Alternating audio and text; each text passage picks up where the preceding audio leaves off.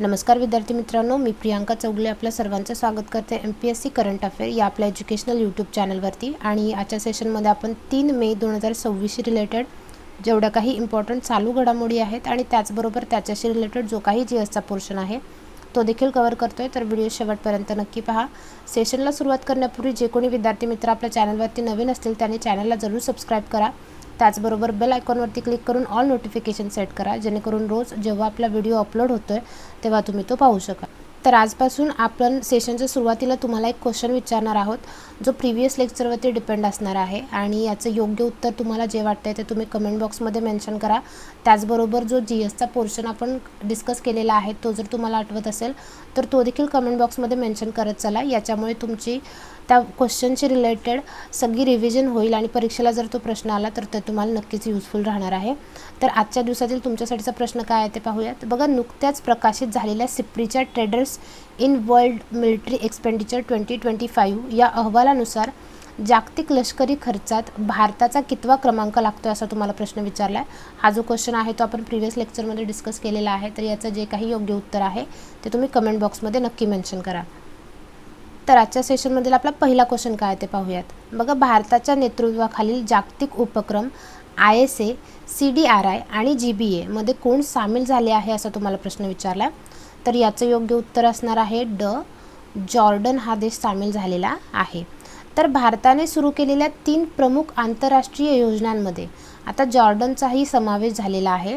आता याच्यामध्ये या 3 प्रमुख योजना कुठल्या आहेत ते पाहूयात। बघा, पहिला आहे ISA, इंटरनॅशनल सोलार अलायन्स। आता याचा उद्देश काय आहे? सौर ऊर्जेला म्हणजेच सूर्यापासून मिळणाऱ्या विजेला प्रोत्साहन देणं। त्याच्यानंतर दुसरी आहे आपत्ती प्रतिरोधक पायाभूत सुविधांसाठी आघाडी, ज्यालाच आपण CDRI असं म्हणतोय। तर ही जी प्रणाली आहे ती भूकंप, पूर यांसारख्या नैसर्गिक आपत्तींमध्येही सुरक्षित राहतील असे मजबूत रस्ते, पूल आणि इमारती बांधण्याचं काम करते आणि हा त्याच्या पाठीमागचा उद्देश आहे। तर तिसरी असणार आहे GBA म्हणजे काय? जागतिक जैव इंधन आघाडी। जैव इंधनाच्या जसे की इथेनॉल वापरास प्रोत्साहन देणं, ज्यामुळे प्रदूषण कमी होईल। त्याचबरोबर भारत आणि जॉर्डन यांच्यातील सहकार्य वाढेल आणि आपण स्वच्छ ऊर्जा, आपत्ती व्यवस्थापन, त्याचबरोबर पर्यावरण या क्षेत्रांमध्ये एकत्रित काम करू शकू, हे GBAचं उद्दिष्ट आहे। याच्यामध्ये नामिबिया 2025 मध्ये सामील झालेला आहे आणि आता जॉर्डन देखील याच्यामध्ये सामील करण्यात आलेलं आहे। ISA आंतरराष्ट्रीय सौर आघाडी किंवा इंटरनॅशनल सोलार अलायन्स याची सुरुवात बघा 2015ला भारत आणि फ्रान्सद्वारे करण्यात आलेली आहे। याचं कार्य काय आहे? सौर ऊर्जेचा प्रचार करणे आणि अधिकाधिक देशांनी सूर्यप्रकाशापासून वीज निर्माण केली पाहिजे, हे त्यांच्या पाठीमागचा उद्देश आहे, ज्याच्यामुळे प्रदूषण कमी होईल आणि वीज स्वस्त आणि स्वच्छ मिळेल आपल्याला। त्याच्यानंतर आपत्ती प्रतिरोधक पायाभूत सुविधांसाठी आघाडी, हिचा सुरुवात 2019ला झालेली आहे आणि हा भारताचा उपक्रम आहे। याच्यामध्ये आपत्तींचा जसं की भूकंप येतोय, पूर येतोय यांचा सामना करू शकणारी मजबूत पायाभूत सुविधा निर्माण करणं, म्हणजेच पूल, रस्ते, इमारती सहजासहजी कोसळणार नाहीत अशा पद्धतीने त्यांचं बांधकाम करणं। याच्यामध्ये काय होणार आहे? जीवित आणि मालमत्तेची जी हानी होते ती कमी होईल किंवा नाकेबराबर होईल। आणि ग्लोबल बायोफ्युएल अलायन्स GBA ज्याला म्हणतो, याचा प्रारंभ कधी झालेला आहे? 2023ला G20ची जी समिट होती त्याच्या दरम्यान याचा प्रारंभ झालेला आहे। आणि याचं काय काम असणार आहे? जैव इंधनांना जसं की ऊस पिकांवर आधारित जी काही इंधनं आहेत त्यांना प्रोत्साहन देणं आणि आपलं जे पेट्रोल आणि डिझेलवरील अवलंबित्व आहे ते कमी करणं। त्याच्यानंतर नेक्स्ट क्वेश्चन तुमचा आहे, अलीकडेच मिशन सक्षम कोणी सुरू केलं आहे असं तुम्हाला प्रश्न विचारला आहे। तर याचं योग्य उत्तर काय असणार आहे? RBI, जी आपली भारतीय रिझर्व्ह बँक आहे तिने हे चालू केलेलं आहे। RBIचे जे गव्हर्नर आहेत संजय मल्होत्रा यांनी मिशन सक्षम नावाची एक नवीन योजना सुरू केलेली आहे। हा एक प्रशिक्षण कार्यक्रम आहे ज्याच्यामध्ये देशातील सुमारे 1.4 लाख शहरी सरकारी बँका सहभागी होतील। याच्यामध्ये 1 लाख कर्मचाऱ्यांना प्रशिक्षण दिलं जाईल।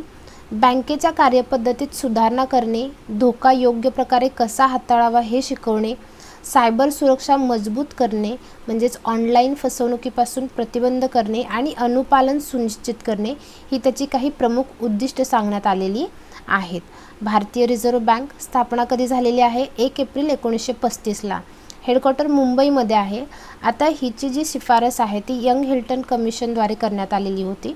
त्याच्यानंतर हिची स्थापना झालेली आहे आणि राष्ट्रीयकरण कधी झालेलं आहे 1 जानेवारी 1949ला.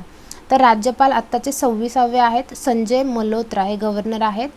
RBIमध्ये 4 डेप्युटी गव्हर्नर असतात.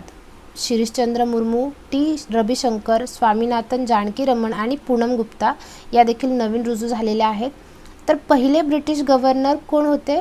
Sir Osborne Smith. आणि पहिले भारतीय सरकारी गव्हर्नर कोण होते? CD देशमुख. आपला नेक्स्ट क्वेश्चन बघा.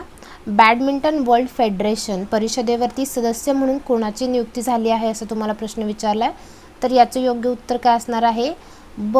PV सिंधू यांची निवड झालेली आहे. ठीक आहे. PV सिंधू आता बॅडमिंटन वर्ल्ड फेडरेशनच्या परिषदेचे सदस्य बनलेले आहेत. आता याच्यामुळे काय होणार आहे? त्या आता नुसता खेळाडू राहिलेला नाही आहे. खेळाडू असण्यासोबतच त्या जगभरातील बॅडमिंटनपटूंचा आवाजही उठवतील. डिसेंबरमध्ये सिंधूंची 2026 ते 29 या कालावधीसाठी BWFच्या ॲथलीट्स कमिशनच्या अध्यक्षपदी देखील निवड झालेली आहे आणि यामुळे त्यांना परिषदेत मतदान करण्याचा हक्कही मिळालेला आहे. म्हणजेच काय? नियम आणि धोरणे ठरवताना त्या आपली मते तिथं मांडू शकतात. जगभरातील बॅडमिंटन खेळाडूंच्या समस्या आणि प्रश्न मांडणे, त्याचबरोबर खेळ सुधारण्यासाठी निर्णय प्रक्रियेत सहभागी होणे आता त्यांना शक्य झालेलं आहे. PV सिंधू या भारतीय बॅडमिंटनपटू आहेत ज्यांनी 500 एकेरी सामने जिंकणाऱ्या पहिल्या भारतीय खेळाडू होण्याचा मान पटकावलेला आहे आणि अशी कामगिरी करणाऱ्या त्या जगातील 6व्या खेळाडू ठरलेल्या आहेत. ठीक आहे. त्यांच्याबद्दल आणखीन जाणून घ्यायचं झालं तर PV सिंधू यांचं पूर्ण नाव काय आहे? पुसरला वेंकट सिंधू. 2016च्या रिओ ऑलिम्पिकमध्ये रौप्य पदक जिंकलेलं आहे त्यांनी. 2020 टोकियो ऑलिम्पिकमध्ये कांस्य पदक. तर राष्ट्रकुल खेळ झालेले आहेत 2022ला, 2018मध्ये या दोन्ही वर्षात त्यांनी सुवर्णपदक जिंकलेलं आहे. 2013ला त्यांना अर्जुन पुरस्कार, 2016ला मेजर ध्यानचंद खेलरत्न पुरस्कार आणि 2015ला पद्मश्री, 2020मध्ये पद्मभूषण या पुरस्काराने त्यांना गौरवण्यात आलेलं आहे. आपला नेक्स्ट क्वेश्चन बघा. जीव आणि एप्रिल मे 1990 किंवा एप्रिल मे 99 हे मराठी चित्रपट कोणत्या आंतरराष्ट्रीय चित्रपट महोत्सवासाठी निवडले गेले आहेत असा तुम्हाला प्रश्न विचारला आहे. तर याचं योग्य उत्तर काय असणार आहे? कान्स चित्रपट महोत्सव. ठीक आहे. आता जगातील सर्वात मोठा चित्रपट महोत्सव आहे कुठला? कान्स आंतरराष्ट्रीय चित्रपट महोत्सव. तर या महोत्सवाच्या फिल्म मार्केट विभागासाठी जीव, द क्रिएचर आणि एप्रिल मे 99 या 2 मराठी चित्रपटांची निवड झालेली आहे. यांची नावं इम्पॉर्टंट आहेत. परीक्षेला प्रश्न विचारला जाण्याची शक्यता आहे. बघा, चित्रपटांबद्दल बोलायचं झालं तर जीव, द क्रिएचर याचे दिग्दर्शक कोण आहेत? रवींद्र जाधव. या चित्रपटात महाराष्ट्रातील आदिवासी कोकणी समाजाच्या परंपरा आणि जीवनशैलीचं चित्रण करण्यात आलेलं आहे. तर एप्रिल मे 99 याचे दिग्दर्शक आहेत रोहन मापुसकर. हा चित्रपट मैत्री, प्रेम, आत्मशोध आणि सुट्टीतील आठवणींवरती आधारित आहे. त्याच्यानंतर बघा 2026चा अकॅडमी पुरस्कार हा सोहळा 15 मार्च 2026 रोजी लॉस एंजलिस, हॉलिवूड, अमेरिका येथील डॉल्बी थिएटरमध्ये पार पडला. त्याच्याशीच रिलेटेड पुरस्कारांशी रिलेटेड आपण बघतोय हे कनेक्ट करून. बघा 2026मध्ये 98वी आवृत्ती झालेली आहे या अकॅडमी पुरस्काराची आणि याच्यामध्ये सर्वोत्कृष्ट दिग्दर्शक पॉल थॉमस अँडरसन ठरलेले आहेत. त्याच्यानंतर सर्वोत्कृष्ट अभिनेता कोण बनलेला आहे? Michael B. जॉर्डन सिनर्स या चित्रपटासाठी. सर्वोत्कृष्ट अभिनेत्री जेसी बकले हॅमनेट या चित्रपटासाठी. तर वन बॅटल आफ्टर अनादरने सर्वाधिक 6 ऑस्कर पुरस्कार जिंकलेले आहेत. सर्वोत्कृष्ट आंतरराष्ट्रीय चित्रपट कोण ठरलेला आहे? नॉर्वेमधील चित्रपट आहे हा. आपला नेक्स्ट क्वेश्चन बघा. अलीकडे चर्चेत असलेल्या गंगा एक्सप्रेसवेची लांबी किती आहे असा तुम्हाला प्रश्न विचारला आहे. तर याचं योग्य उत्तर असणार आहे ब. 594 किलोमीटर इतकी. ठीक आहे. नरेंद्र मोदी यांनी 29 एप्रिल 2026 रोजी उत्तर प्रदेशातील हरदोई येथे गंगा एक्सप्रेसवेचं उद्घाटन केलेलं आहे, जे मेरठला प्रयागराजशी जोडणार आहे. याची लांबी 594 किलोमीटर इतकी असून तो उत्तर प्रदेशातील सर्वात लांब द्रुतगती मार्ग असणार आहे. ठीक आहे. आणि प्रवासाचा वेळ हा 11-12 तासांवरून सुमारे 6 तासांपर्यंत कमी करण्यात आलेला आहे. आपला नेक्स्ट क्वेश्चन बघा. जागतिक पशुवैद्यक दिन 2026ची संकल्पना काय आहे, असा तुम्हाला प्रश्न विचारला आहे. बरेच वेळा इम्पॉर्टंट डेशी रिलेटेड क्वेश्चन येतात, तर त्या दिवसाची त्यांची थीम इम्पॉर्टंट असते, कारण थीमवरती बरेच वेळेला प्रश्न विचारले जातात. तर जागतिक पशुवैद्यकीय दिन 2026ची जी थीम आहे ती काय होती, पशुवैद्य अन्न आणि आरोग्याचे रक्षक. ठीक आहे, त्याच्याबद्दल आणखून जाणून घ्यायचं झालं तर जागतिक पशुवैद्यकीय दिन दरवर्षी एप्रिल महिन्याच्या शेवटच्या शनिवारी साजरा केला जातो आहे आणि यावर्षी 25 एप्रिल रोजी आपण तो साजरा केलेला आहे. याच्यावरती या दिवसाची थीम काय होती, पशुवैद्य अन्न आणि आरोग्याचे रक्षक. इम्पॉर्टंट डेशी रिलेटेड क्वेश्चन आलेला आहे, तर एप्रिल महिन्यातले सगळेच्या सगळे दिवस पुन्हा एकदा आपण रिवाईज करूया. आय होप आत्तापर्यंत ते तुम्हाला पाठ झाले असतील, कारण जेव्हा केव्हा इम्पॉर्टंट डेशी रिलेटेड क्वेश्चन येतो आहे तेव्हा आपण ते सगळे दिवस आहेत ते रिवाईज करतो आहे. बघा, 1 एप्रिलला उत्कल दिन, जो उडीसाचा स्थापना दिवस आहे, तो आपण साजरा करतो आहे. 2 एप्रिलला जागतिक ऑटिझम जागरूकता दिन, 4 एप्रिलला आंतरराष्ट्रीय खान जागरूकता दिन आणि 5 एप्रिलला राष्ट्रीय सागरी दिन असतो. 6 एप्रिल रोजी विकास आणि शांततेसाठी आंतरराष्ट्रीय क्रीडा दिन, 7 एप्रिलला जागतिक आरोग्य दिन, 10 एप्रिलला जागतिक होमिओपॅथी दिन, तर 11 एप्रिल रोजी 2 महत्त्वाचे दिवस आहेत, जागतिक राष्ट्रीय सुरक्षित मातृत्व दिन आणि जागतिक पार्किन्सन्स दिन. 12 एप्रिलला आंतरराष्ट्रीय मानवी अंतराळ उड्डाण दिन, तर 14 एप्रिल रोजी डॉक्टर बाबासाहेब आंबेडकर यांची जयंती आणि जागतिक चागास रोग दिन देखील आहे. 15 एप्रिलला जागतिक कला दिन, 16 एप्रिलला जागतिक आवाज दिन, तर 17 एप्रिलला जागतिक हिमोफिलिया दिन असतो.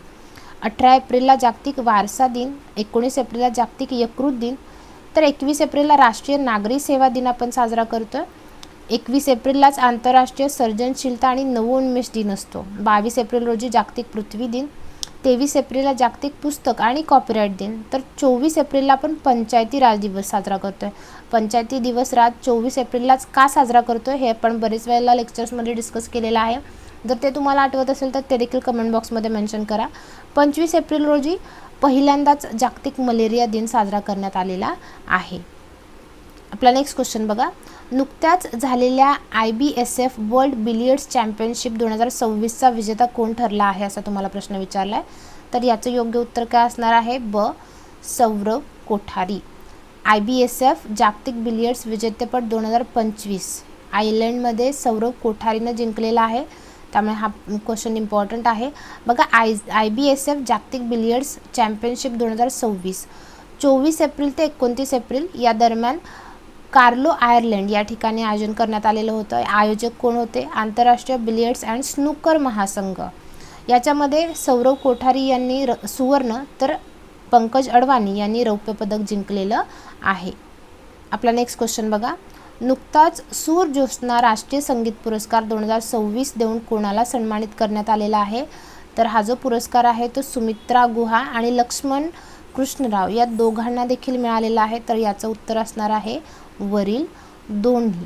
ठीक आहे, तर बघा, सूर ज्योत्स्ना राष्ट्रीय संगीत पुरस्कार हा भारतीय शास्त्रीय संगीतात उत्कृष्ट कार्य केलेल्या कलाकारांना दिला जातो आहे आणि हा एक विशेष सन्मान आहे. हा कार्यक्रम नवी दिल्ली येथे पार पडलेला आहे आणि त्याची 13वी आवृत्ती होती. हा कार्यक्रम कोण आयोजित करतो आहे, लोकमत मीडिया ग्रुपतर्फे आयोजित केला जातो आहे हा कार्यक्रम. आता यामध्ये 2 मोठ्या कलाकारांचा सन्मान करण्यात आलेला आहे, सुमित्रा गुहा आणि लक्ष्मण कृष्णराव पंडित. या दोघांनीही आयुष्यभर संगीताचं जतन आणि प्रसार करण्यासाठी योगदान दिलेलं आहे, त्यामुळे हा सन्मान त्यांना मिळालेला आहे. तर पुरस्कारांशी रिलेटेड प्रश्न आलेला आहे, तर आणखीन काही महत्त्वाचे पुरस्कार बघूयात या वर्षाचे. बघा, अशोक चक्र कुणाला मिळालेला आहे, शुभांशु शुक्ला. हा भारताचा सर्वोच्च शांतताकालीन शौर्य पुरस्कार आहे आणि याच्यावरती पोलीस भरतीला प्रश्न देखील विचारला गेलेला आहे.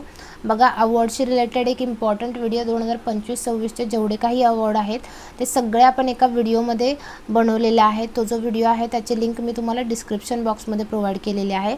जर तुम्ही बघितला नसेल तर तो नक्की बघून घ्या, कारण त्याच्यावरती बरेचसे क्वेश्चन आत्ता झालेल्या परीक्षेमध्ये विचारले गेलेले आहेत आणि पुढे भविष्यात होणाऱ्या परीक्षांमध्ये देखील त्याच्यावरचे प्रश्न विचारले जाण्याची शक्यता आहे. त्याच्यानंतर बघा, भारतीय पंतप्रधान नरेंद्र मोदी यांना जेरुसलेममधला इस्रायलचा सर्वोच्च संसदीय सन्मान speaker of the senate medal प्रदान करण्यात आलेला आहे आणि हा सन्मान स्पेशल आहे कारण हा सन्मान मिळवणारे ते पहिले जागतिक नेते ठरलेले आहेत. एज्युकेट गर्ल्सच्या जे संस्थापिका आहेत साफिना हुसेन यांना Time woman of the year 2026च्या यादीत 16 जागतिक नेत्यांपैकी एक म्हणून स्थान देण्यात आलेलं आहे. त्यांच्या संस्थेनं 2025मध्ये रॅमन मॅग्सेसे पुरस्कार देखील जिंकलेला होता. त्यांनी 2007मध्ये राजस्थानच्या पाली जिल्ह्यात या संस्थेची सुरुवात केलेली आहे.